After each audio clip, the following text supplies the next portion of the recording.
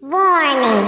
Federal law allows citizens to reproduce, distribute, or exhibit portions of copyrighted motion pictures, videotapes, or video discs under certain circumstances without authorization of the copyright holder. This is called fair use and is allowed for purposes of criticism, news reporting, teaching, and parody, which doesn't infringe of copyright under 17 U.S.C. 107.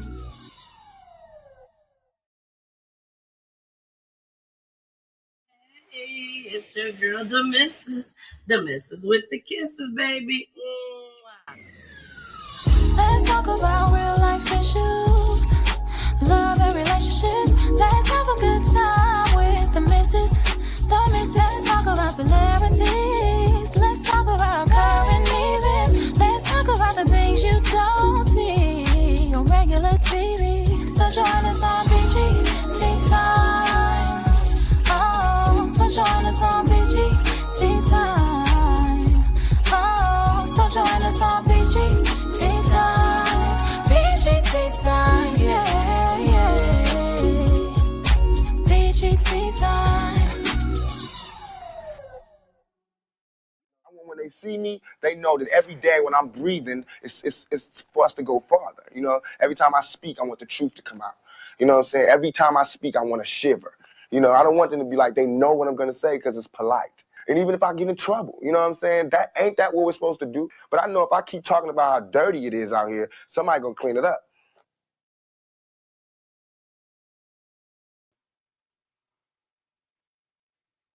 That would be me. That would be me. Hey, everybody. Hello. How are y'all doing tonight, baby? What's goody? When I tell y'all I do, first of all, I apologize for being late. It was a lot going on with this system. Right now, I am not streaming on Facebook. On my Facebook page, is Peachy Time. For some apparent reason, it won't let me stream over there. But tonight we are streaming on the Peachy Tea Time page on Facebook, 2 YouTube pages, Twitch, and also, of course, Instagram. What's up, y'all? So we are about to go ahead and get this show started, y'all. I will be sharing it out. Please, if you are watching right now, please share the video, okay? It is so important. Please share this video so we can get as many people as we can up in here, baby. And welcome to Peachy Tea Time. All right, y'all. Let's go ahead and get started with this first clip, baby. Oh my gosh, y'all, we going to Houston. We are going to Houston, y'all, with our first clip for tonight. Is y'all ready for this? Everything on the show is allegedly. Everything is on the show is allegedly. And also explicit language. Y'all already know that. All right, y'all. Let's get this first clip going. Here we go. A mother is speaking out after a Houston influencer she dated allegedly sexually assaulted her 2-year-old daughter on video. Surveillance shows Montgomery County deputies arresting 40-year-old Victor Pyatt, known as Candy Red, at a Porter home last Friday. He faces charges of promotion of child pornography and aggravated sexual assault of a child. KPRC2 News' Corley Peel spoke with the victim's mother. Corley joins us now live from Porter to explain why this mother is now speaking out. Corley? Keith, the mother, tells me she can't stop shaking or crying after finding that disturbing video of Victor Pyatt allegedly sexually assaulting her young daughter. Detectives believe there could be more victims out there, and the mother is hoping her story inspires others to come forward. He raped my daughter, bro. This mother screams, heard on surveillance, as her boyfriend, popular Houston car influencer Victor Pyatt, leaves with deputies in handcuffs.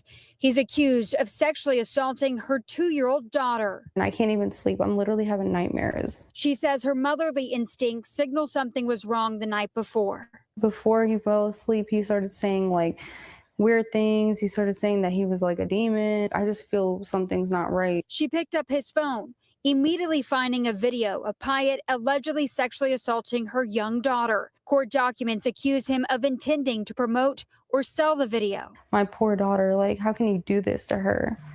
I'm like, how can you hurt her like this? Like, he didn't even care that he tortured her in that video, that 7-minute video. And he literally tortured my daughter. Like, how can you do this to a baby? She's itty bitty. It's so sick. She noticed the timestamp on the video was from the previous morning, right after she left for work. And I asked him to watch her for literally 30 minutes. And that's what he did in that time frame before my sister could get there and get her. Pyatt woke up to investigators arresting him in his sleep. Pyatt has a large following on social media, where he is known as Candy Red Bread and Candy Red. With his ties to Houston and Louisiana, investigators believe there could be more victims out there. Have you noticed any changes in behavior of your daughter? Yeah, she's been crying a lot and just super clingy. And like, it's so hard. We just want all victims to come forward so we can give them more charges. Victor Pyatt is currently being held in the Montgomery County Jail. If you have any information about him or know someone who might be a victim, you're asked to contact the Montgomery County Sheriff's Office. Live in Porter, Corley Peel, KPRC. He might not even make it home, okay? He done recorded his own self doing this to this baby. Baby, he ain't getting out. He ain't getting out at all whatsoever. But the issue is they gonna let him live. Like, you literally recorded yourself and you was gonna use it to sell and promote. Is that what they said? Like, this man is crazy. Talking about call him Candy Red. No, call him Candy Man. This is what we need to call him. His new name is Candy Man. Because that's what he is, the Candy Man. Oh my gosh. I tell y'all all the time, these young ladies, please, please, please watch who y'all let keep your kids. Don't let nobody keep your kids. But you, and if you can trust the grandparents. After that, you know, I don't know. Everybody a little suspect nowadays. And it might not even be them. It could be the company that they keep. Hell, it could be somebody that just happened to come over that day. And they had no idea that this person was going to come over that day. It could be a family relative. Baby, watch who you let watch your kids. So important. So important. We have seen the worst of the worst happen. The worst of the worst happen by a young lady letting a boyfriend, someone that is not even the child's father, babysit their kids for 8 hours while they go to work. And this ninja ain't had a job, ain't got a kid or a job from the first. Nah. Bless you. Nah, that don't sit well with me. That don't sit well with me. All right, y'all, let's go ahead and get to the next clip. And of course, y'all already know to put y'all comments in the chat. Let us know where y'all watching from. Hey, Josette, how are you? Yes, it has been a while. I'm so glad that you're here tonight. I really, really am. Let's go ahead, y'all, get into this next clip. They say this driver is crazy. Well, that's what it sounds like they say. In my terms, that's what they saying. This ninja is crazy. That's exactly what it sounds like they saying to me. So let's go ahead and get this one going. A career criminal, a violent repeat offender, one of the most prolific drivers of crime in this city. all ways Memphis police described a 19-year-old who was arrested yesterday.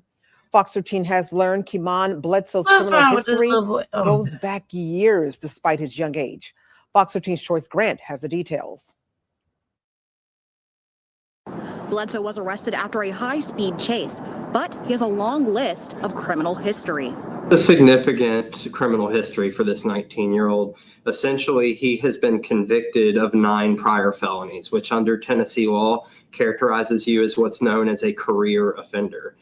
To have that status as a 19-year-old is extremely alarming. 19-year-old Kimon Bledsoe is in custody again after leading Memphis police on a high-speed chase Wednesday. Bledsoe's adult criminal history dates back to 2023 when he stole a car. But police say his crimes kept going. They say the following summer he stole 3 cars within a month, including from a dealership.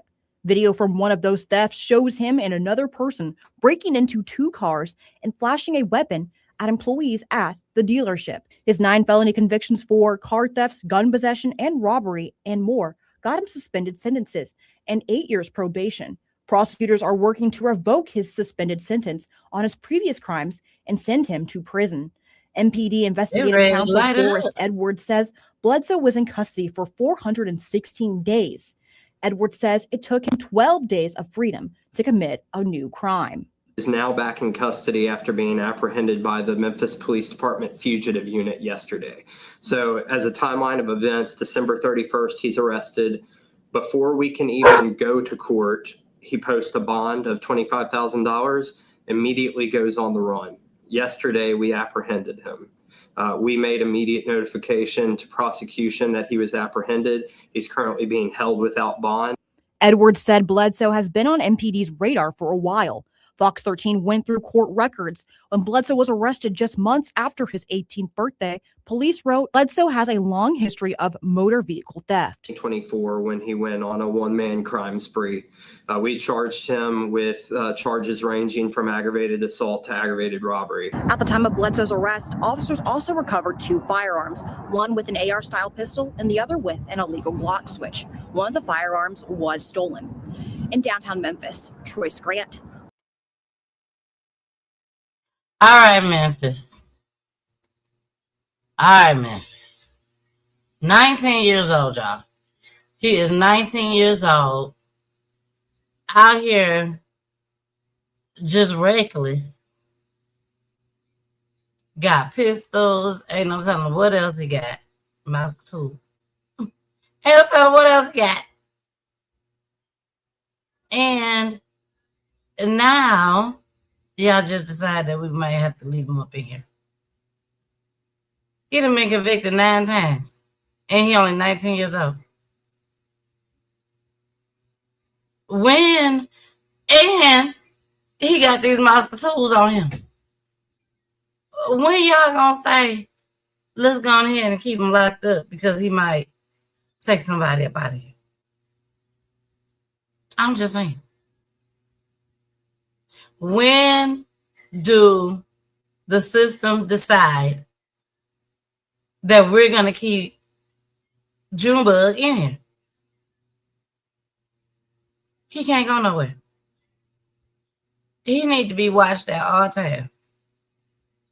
He might try to take his own stuff out. This type of stuff that we do these shows on. These type of young men. The ones that keep getting let out. Slap on the wrist until they go out and do something that you don't have a choice. You gotta keep them in there. And sometimes you don't do that thing.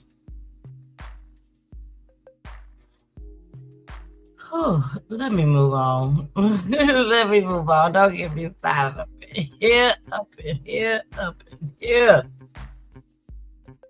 All right, y'all. Let's go to Michigan. I had showed y'all a video a while ago. Probably about a year or 2, maybe. Could it be 3 years? I don't know. But her name was London Thomas. London had told her friends or family members that allegedly that she was going over to her boyfriend's house, I believe, and she never made it back home. She never made it back home, and come to find out, 2 people has been charged. This trial has been going on for like 3 months now, but I covered the story in the beginning. So I just wanted to bring y'all a little update on this story. And let me see, did I lose the other one?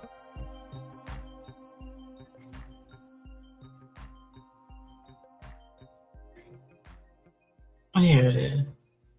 Okay. I got both of them, y'all. Sorry. Okay, so this, I want to play this one right now.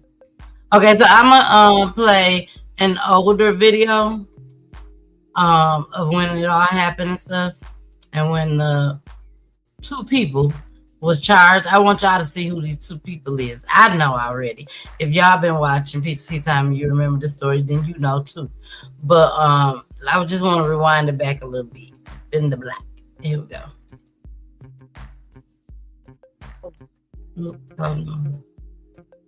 Hold on, let me bring it up. And I'm Terrence Friday. Let's It's start it been over. 6 months since Thomas. Okay. A mother and her son are now charged with the murder of his 17-year-old girlfriend, London Thomas. Thanks for joining us tonight at 11. I'm Shayna Humphreys. And I'm Terrence Friday. It's been 6 months since Thomas was killed. Now both Charlotte Pendergrass and her son Jalen are facing serious charges for her death. CBS News Detroit's Terrell Bailey spoke with Thomas's family about this prolonged wait for justice. It's been 6 months since London Thomas was killed. Much of the case had the metro area concerned. Now authorities have charged London's boyfriend and his mother with her homicide. I hope it was worth it in y'all lives, because y'all life is over with. Charlotte and Jalen Pendergrass are now charged with second-degree murder. Thomas's cause of death was determined as asphyxia. Harming a child, taking their life, that's beyond being a parent. That's just straight evil. When London first disappeared, her family spent hours searching the Inkster area. Now knowing Jalen's mother is accused of playing a role in London's death, it's unsettling but not surprising for the family. It's always been heavy on my mind that they were involved somehow, some way.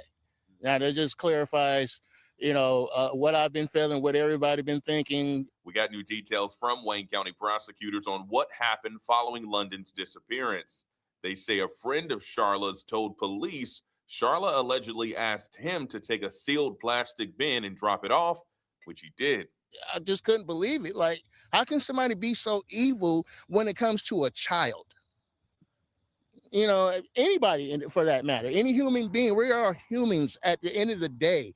I mean, don't nobody deserve that, period. London was last seen in the early morning hours of April 5th after she was dropped off at an Inkster home. Her body was found weeks later on April 26th in a bin inside a car on Millard Street in Southfield. There's no time machine to erase what you did. There's no coming back. London's stepfather showed me the tattoo he got in London's honor. With the latest charges, the family feels one step closer to justice. It's hard to, not sit in the house and not think of her at the table or on the couch without getting emotional, because, that was our baby girl. If convicted, both Charla and Jalen could face up to life in prison. The 2 are expected to be arraigned in Inkster Friday morning. Meantime, though, it's unclear if any additional arrests will be made pertaining to this case. Terrell Bailey, CBS News, Detroit. Okay, so that's what she looked like with the blue hair. I have posted that on my page, y'all, with the blue hair. That's what she looked like. I'm with that man. The daddy. When y'all do stuff like this is forever. It's forever that you finna get caught and be gone for the rest of your life. You're not gonna be able to walk around and think of the next victim. No more. You're just gone. Behind the 4 walls. And do some of y'all understand that sometimes you be in a place called solitaire, whatever it's called. But y'all know what I'm talking about. When you in them four walls by yourself.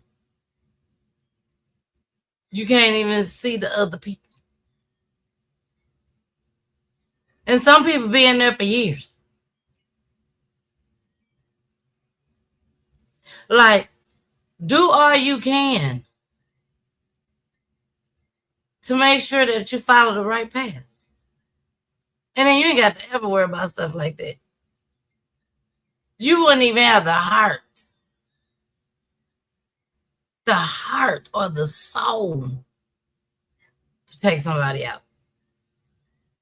Unless they're trying to take you out first, baby. But just to sit there and think about how you gonna take somebody up out of here, no. Those are evil demons. Let's go. Y'all, this stuff be making me so mad. Let's go ahead and go to the update. This is the update, y'all, of this same story. This is the update. Please share this video, y'all. Please share this video. Here we go.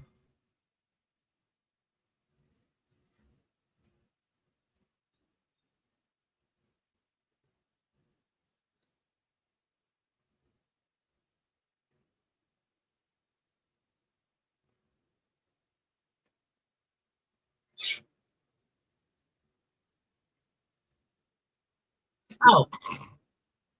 Tails in this case. I'm sorry, y'all. After hearing new evidence, Judge Sabrina Johnson bound over 24-year-old Jalen Because y'all ain't seen nothing. Well, now to a major development in the case of a missing teenager, London Thomas. Today, a judge ordered London's ex-boyfriend and his mother to stand trial in the 17-year-old's murder. And in a stunning turn, the judge even added the charge of first-degree premeditated murder for both mother and son. 7 News Detroit reporter Brett Cass was in the courtroom with reaction from London's family, who listened to new disturbing details in this case. After hearing new evidence, Judge Sabrina Johnson bound over 24-year-old Jalen Pendergrass and his mother, 49-year-old Charlotte Pendergrass, on new and more severe charges in the death of Jalen's former girlfriend, 17-year-old London Thomas. Originally charged with second-degree murder, the two are now facing first-degree murder, along with charges for unlawful imprisonment and evidence tampering. Emotional. Just one small step towards justice for London and our family. London's mother and family members sat in the Inkster courtroom hearing hours of excruciating testimony. First, London's sister testified that she dropped London off at Jalen's home on April 5th. Then Lanijah Wilkerson, another former girlfriend of Jalen's, testified that after London went missing, Jalen sent her specific song lyrics to hear. What was the lyric he wanted you to listen to? Put the on your trunk card down, you never see her again. Lanijah also testified that later on, Jalen told her that on the night of April 5th, London and his mom got into a physical fight at his home. He had beaten London and tied her up, and then his mom allegedly told him to get angry. His mother told Jalen that? Yes. Did she tell him anything? Did he tell you that she told him anything else? Together. Okay. So what did he tell you that he did in response? He told me that he pulled her off the bed, he stood her up, he grabbed the belt, and he strangled her until she fell. Another key witness, a friend of Charla's, was allegedly given the large plastic tote containing London's body.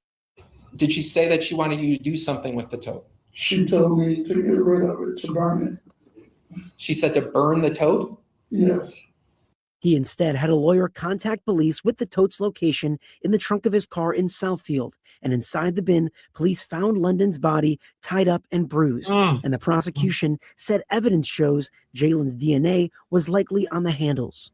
Everything shocked me. How the story unfolded, how what they did to her. But the defense called Lanijah's credibility as a witness into question after she testified she and Jalen both took drugs and were drunk during that alleged confession, what the prosecution defended it. So what he's basically asking you to do, Your Honor, is just go off of what this young lady said, who, again, was high when she did this, That information could have only come from somebody who was present when it happened, and that lends her testimony credibility. And in the end, the judge approved those new charges and the case moves on. First degree murder, that's good enough for me. In Inkster, Brett Cast, 7 News, Detroit.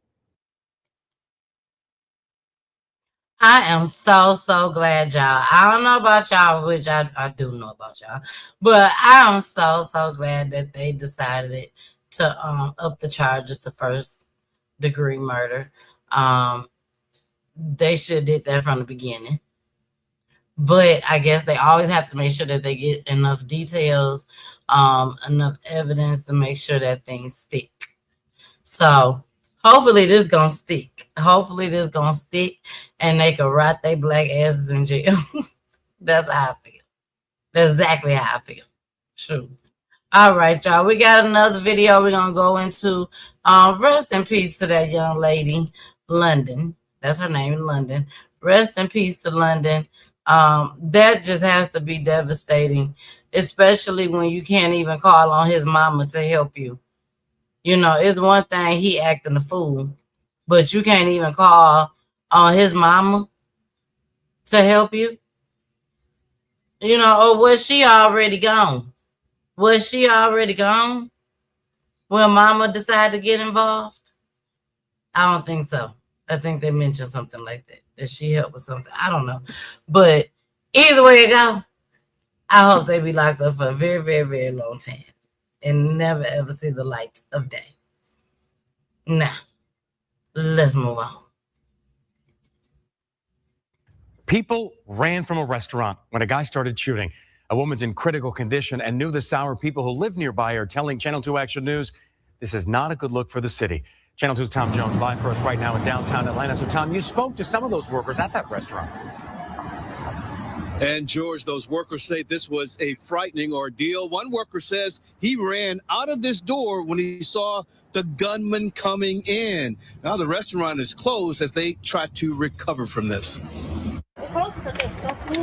Workers at Summit Cafeteria spent the morning passing out food to those who need it. You can eat. They don't need the food because they shut down after a gunman came in the restaurant and began firing at workers and customers. A woman was hit. He shot her, then he stand over and shot her 2 more times. The customer is in critical condition. Jamal Fortson works at the restaurant. He says it all began when the gunman came in the store just before 8 during breakfast. He got in an altercation with a guy, and he went outside and pulled the gun out of his book bag and ran back in the store.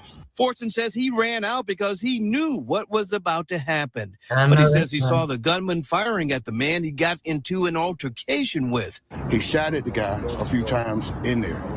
And so I guess he couldn't catch the other guy. He started shooting at civilians that was in there. Fortson says he fired 4 times at another man and missed. He says that's when he shot the woman. I need a cigarette right now. Georgia State University officers were nearby, heard the shots, and got there as the gunman was walking out with a gun. He was arrested. People who live in the area say the shooting is bad for business. It's not good for business. It's not good for the World Cup. It's not good for downtown. And ultimately, it's bad for the city. And police have not released the suspect's name or the charges he faces. Now, George, this is across the street from GSU's College of Business. It's right next to the 5 Points transit station and very close to Centennial Olympic Park. People who work, live, and travel in this area says this shooting makes them nervous. We're live in downtown Atlanta. Tom Jones, Channel 2 Action News. And you can understand why this kind of thing makes people very nervous, Tom. Thank you. Yeah, show scare me. It show scare me. Baby, you could be anywhere nowadays. Nowadays, you can be anywhere. And it's so unfortunate, but anybody can get it at this point. With anybody. Like, people don't care if they recognize you or if they don't recognize you. That's why, just like that man did, y'all be observant when y'all go places. If something don't look right, something look a little crazy, turn around and exit.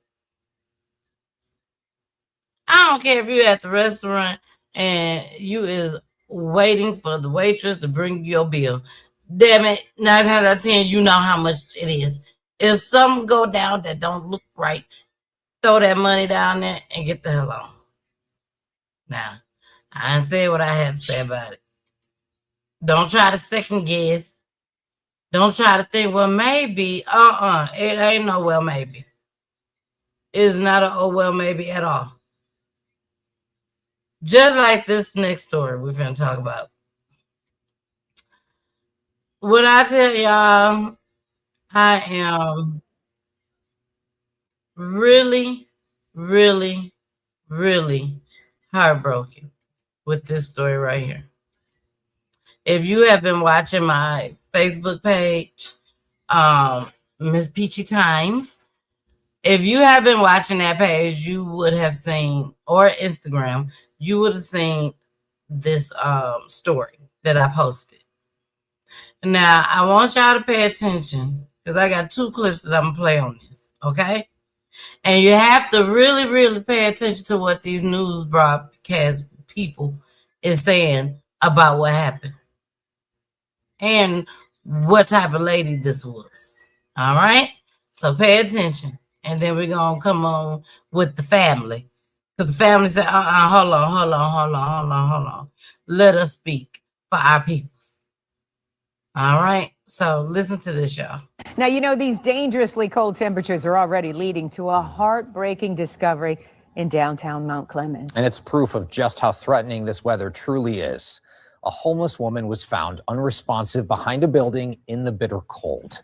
She was declared dead at the hospital. 7 News Detroit reporter Randy Wembley is in Mount Clemens listening to nonprofit leaders fueling urgent calls for action, and a city commissioner now on a mission to prevent future tragedies.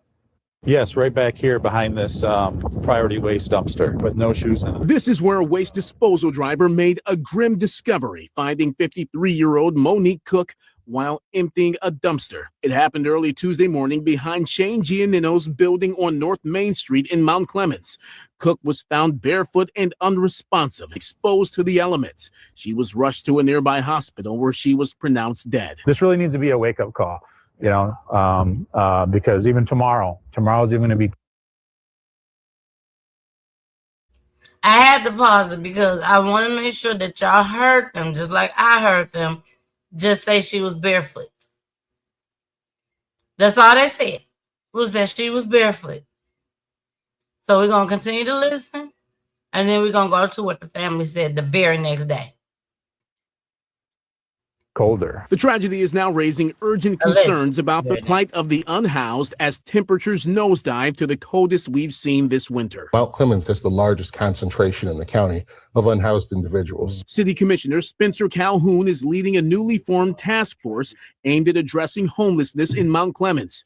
The effort will rely in part on data gathered during the county's point-in-time count and annual census of the homeless. There's no easy solution to the issue of homelessness.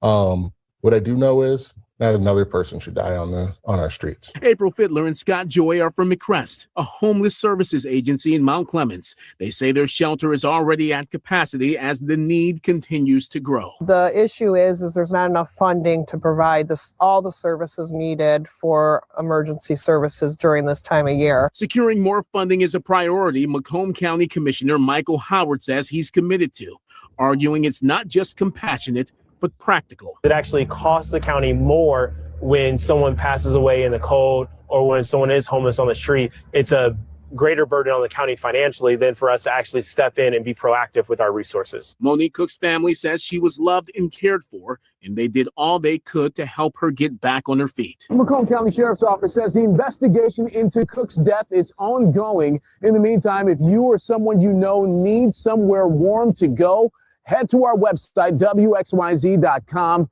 for a list of resources.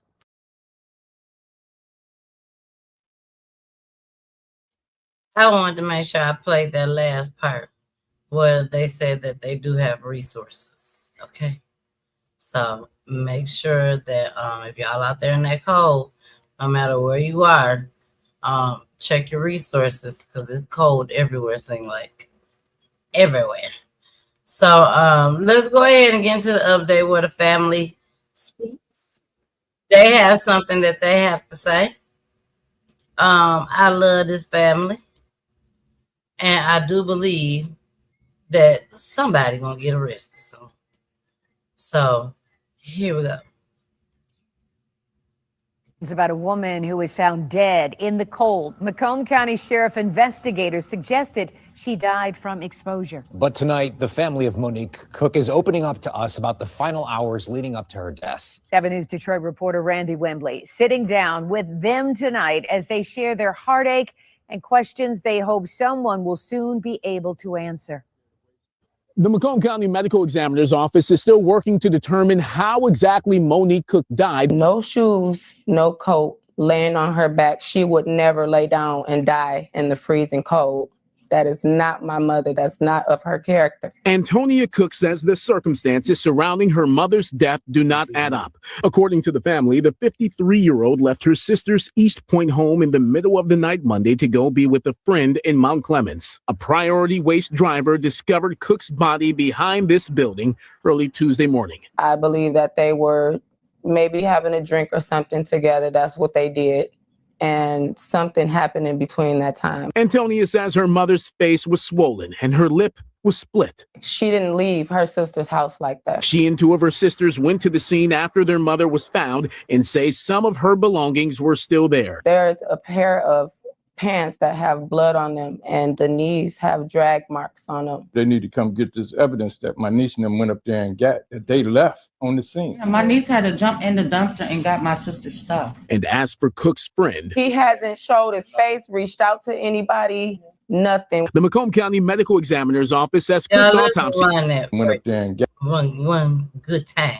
Blood on them, and because I really want y'all found and say some of her belongings were still there. There's a pair of pants that have blood on them and the knees have drag marks on them. They need to come get this evidence that my niece and them went up there and got, that they left on the scene. My niece had to jump in the dumpster and got my sister's stuff. And as for Cook's friend, he hasn't showed his face, reached out to anybody, nothing. The Macomb County Medical Examiner's Office says Cook's autopsy results are still pending and the toxicology analysis is underway. Cook's death raised urgent concerns about the plight of the unhoused as temperatures dropped to the coldest of the season. But her family says she was not homeless, but rather a woman who fell on hard times and would stay with different family members as they helped her get back on her feet. They put her off as just a homeless woman died behind a dumpster, and that is not Monique's story. Now, as the family waits for answers, they hold on to memories. My mother is love. Love. Sweet. So sweet. We'll give anybody anything. The Macomb County Sheriff's Office says this remains an active investigation, and Cook's family says until they get answers, they're left waiting for the closure they desperately need. Yeah, I really, really, really do hope that this family get closure. I would love to have this family on PEACHY Time just as well. So if y'all want to start looking for this family, go ahead and send me their information and I would definitely reach out to them. But this story right here, like it don't take a rocket scientist to figure out that this man did something. And for the news to categorize her as homeless, I understand. No, she did not have an address, a location, an address of where she actually lives, where her mail goes to. She don't got all that. But she got family and she got people that love her, and she was just spending the night at everybody's house until she get back on her feet. She probably couldn't make didn't make the 3 times the amount of rent, but she knows she could pay the rent. She could have just got evicted. And now she got to come up with the money for first and last month's rent.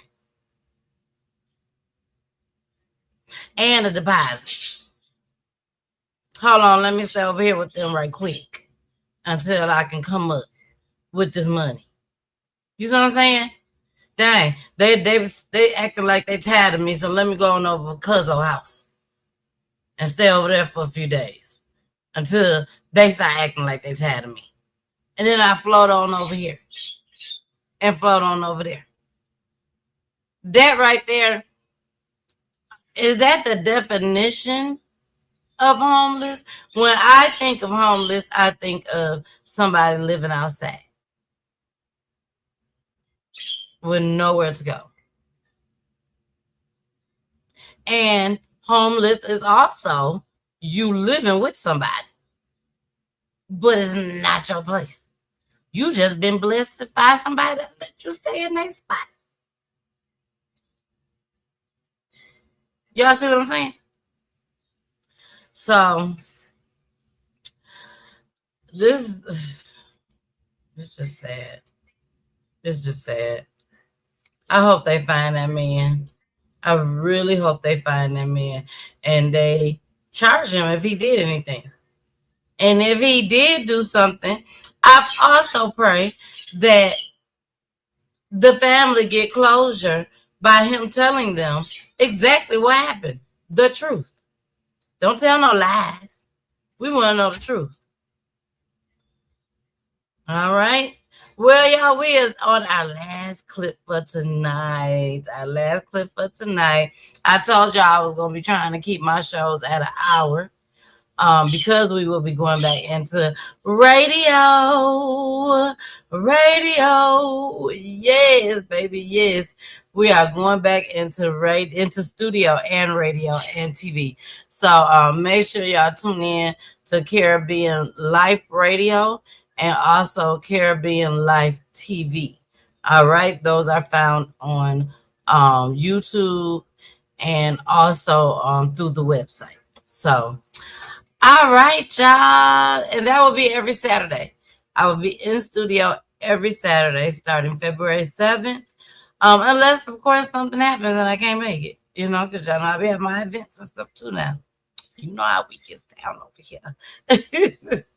But seriously though, check me out February 7th. I will be streaming from my platforms too. I don't know what went on with Facebook tonight. I'm very, very concerned about it. Facebook been giving me the blues ever since I started hitting high numbers. They've been giving me the blues. So I don't know what's going on, but that's why it's always so important to still stream from other platforms because you never know when one platform gonna act the fool. All right. Well, y'all, let's get into this last clip, baby. This last clip. Here we go. Last clip for the night. The loss of her son, killed in a shooting at the Amazon fulfillment center in Bessemer. And police are still searching for his killer. In a story you'll see first here on WVTM 13, Erin Llewellyn spoke with her tonight. There are still some tough days ahead. Erin. Yeah, Guy, Carla, Tyler Alexander's mother told me it's hard to keep up with the days, and it's been hard to eat ever since she found out her son was shot and killed. She said she hadn't seen him since he left for work on Sunday and was only able to identify him through a picture that the coroner showed her. Now she's fighting for justice and trying to keep a smile on her face, just like her son would have wanted her to. Sophie Brown is still waiting for her son to come home. I'm still looking for him. I'm still looking for my baby. I'm still looking for my son. The last time she saw her son, Tyler Alexander, was when he walked out the door on Sunday night. He hugged me before he went like he always. And I said, okay, I love you, see you later. But in her gut, she knew something didn't feel right. He came back. He said, Mom, I forgot my shoes. He left out the door. A few minutes later, 10 minutes. I said, Tyler, what you doing now? He said, Mama, I left my phone. He said, I don't know what I'm avoiding, but I'm avoiding something. Brown told me she always had her alarm set at 3:30 in the morning to make sure Alexander had something to eat when he got off after working 12 hours overnight. Most recently, it was the chicken and waffles and the Philly cheesesteak. I wanted to make sure he got home safely. If it was raining, I'd text him, hey, be careful, don't drive fast. After waking up to several missed calls and text messages from her daughter, I knew something had to be wrong. She opened Facebook and saw her son laying on the ground, dead, in the parking lot of the Bessemer Amazon Fulfillment Center. People are so insensitive to post a deceased person just to get likes. To see my son deceased, it was heartbreaking. It's a memory I would never forget. Now, she's demanding justice for her only son. I feel like I failed him because I wasn't there to protect him. Anything that he needed from me, Mama was there. He'll say, Sophie. He knows Sophie had his back, but I didn't have his back that night. Brown doesn't know why he was killed, but she hopes he will be remembered for his smile and bubbly personality and love for kids and animals. He was a great guy. And they took my heart from me. Part of my heart they took from me. I'll never get him back. Now, you heard about Alexander's love for animals. His mom told me a story of how he saw a dog on the side of the road just a few months ago and brought it back home. She said he took the dog to 2 different humane societies before finding one who was willing to treat it. Now, Brown says that's just the kind of son that she had. Now, to honor Alexander's life, Amazon says that it planted a tree in his memory in the Amazon rainforest. Now, Brown told me her son was a student at Lawson State Community College and was studying to be a nurse. All right, y'all. If you know something, please say something, and let's try to help this family. I am going to save this clip and see if I can reach out to her, this family as well, to see if we can get them on Peachy Tea Time too. All right. And rest in peace to this young man that lost his life. I really, really do hope and pray that this mother gets justice really, really soon. All right, y'all. We out of here. I love you guys. Thank y'all so much for watching. Yes, for watching on the YouTube platform, the Instagram platform, Twitch platform, and the Facebook Peachy Tea Time platform. So thank y'all. I love y'all. And I'll see y'all on Wednesday. I will see y'all on Wednesday. All right. Bye. We're going to go ahead and leave it on a commercial break. Here we go. Hey, y'all. It's your girl, Demensis. Demensis with kisses, baby. Mwah. Or you can just call me Miss Peachy. That's all good, too. Look, welcome to Peachy Tea Time. And it's Monday where I'm solo dolo. Yes, solo dolo. Unless I have a special guest. But y'all make sure y'all tune in each and every Monday, okay? Each and every Monday, 9 o'clock p.m. Eastern Time. And don't forget to watch the other shows too. On Wednesday night, 9 o'clock p.m. Eastern Time. And on Fridays at 9:30 p.m. Eastern Time. All right, y'all. I love y'all so much, but we got to head on back to this show, okay? Make sure y'all continue to watch this show. Bye. We out.